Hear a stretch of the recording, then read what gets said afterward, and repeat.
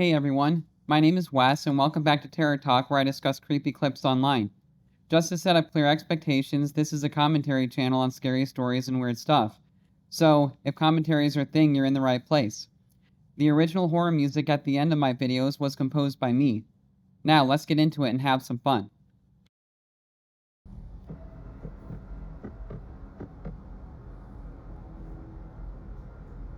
My name is Sophia.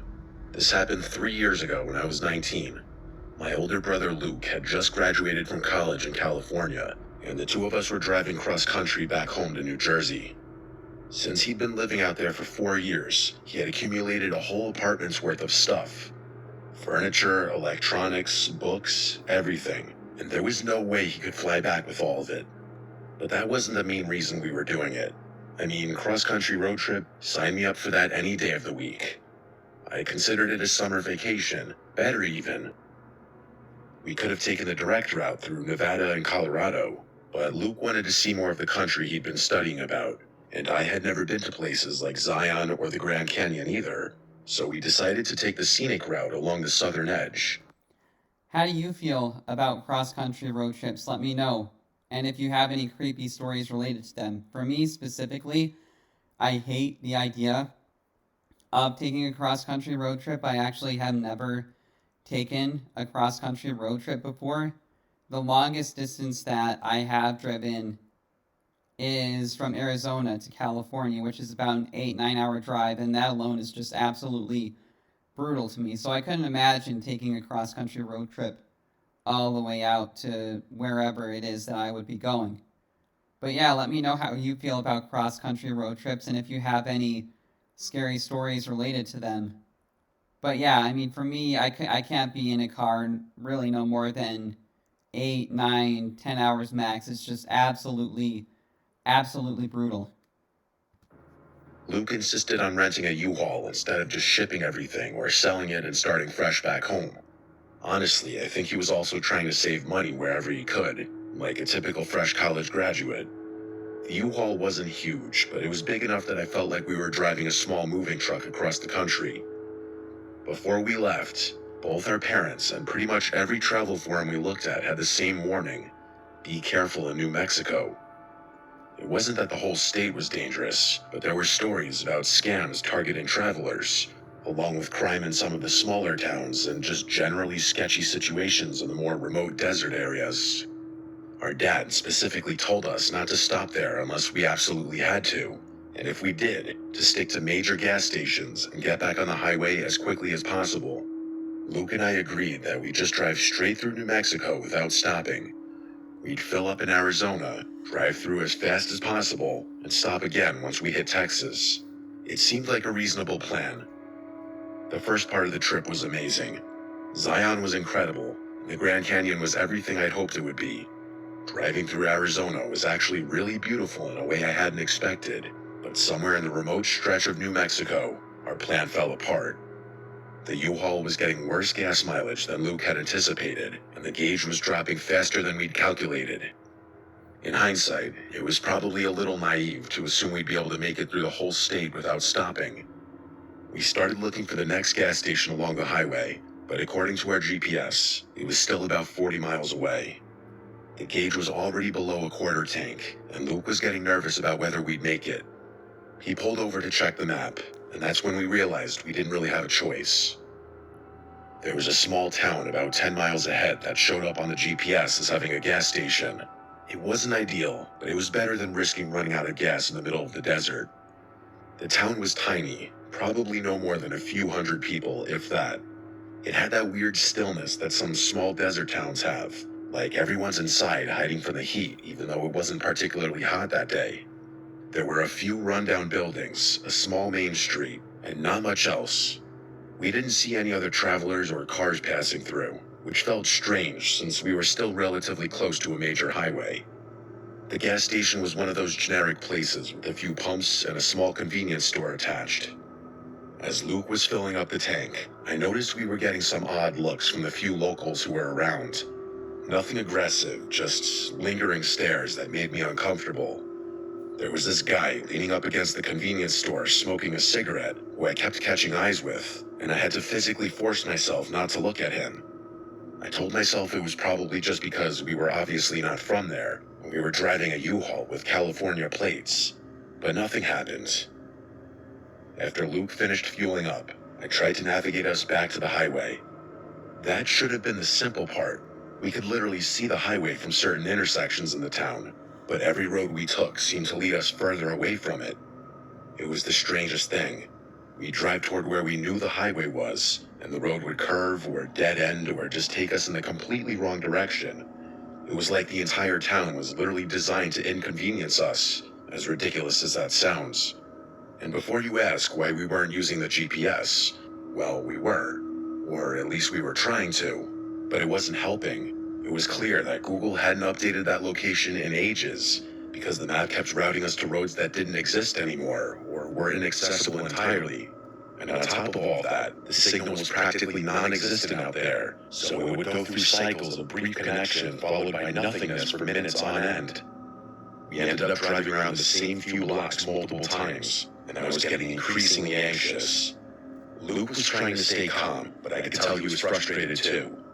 It started feeling more and more unnatural, like there was something uninviting about that place that we were supposed to have stayed away from.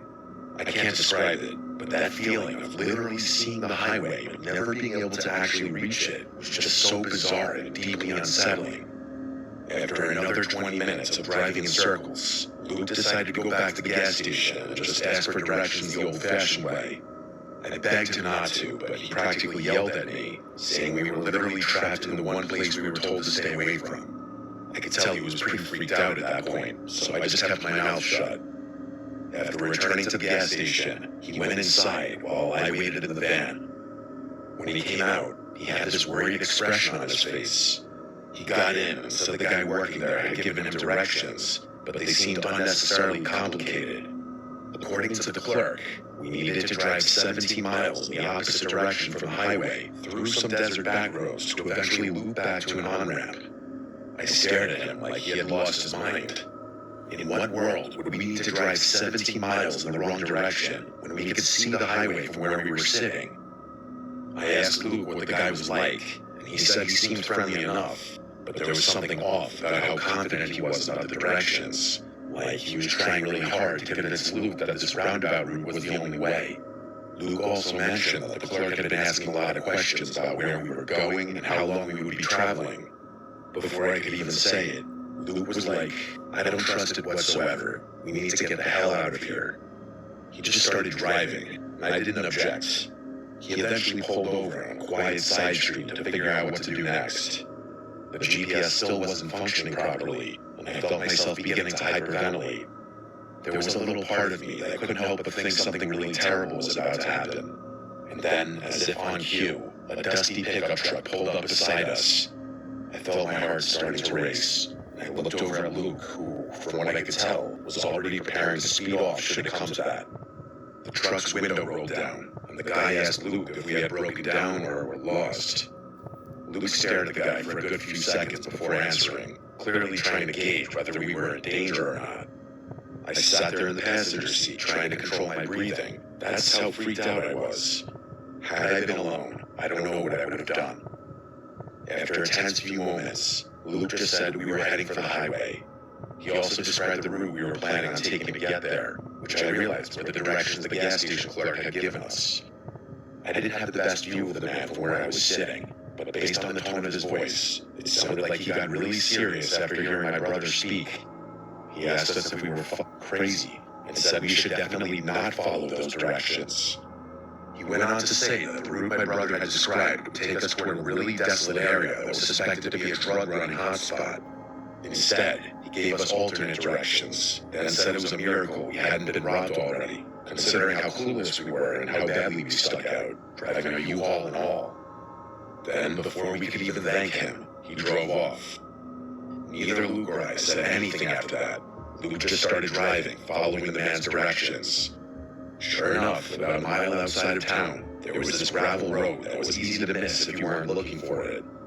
It was the least intuitive, most convoluted highway entrance I had ever seen, but after following the road for a good while, it did actually get us back onto the highway, and that was that.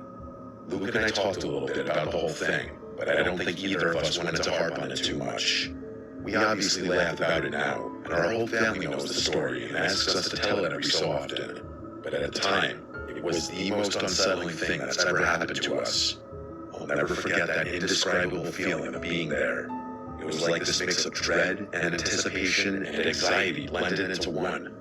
My brother described it as a kind of breathless limbo, where you're not quite suffocating, but you can feel it coming. I never want to experience that again.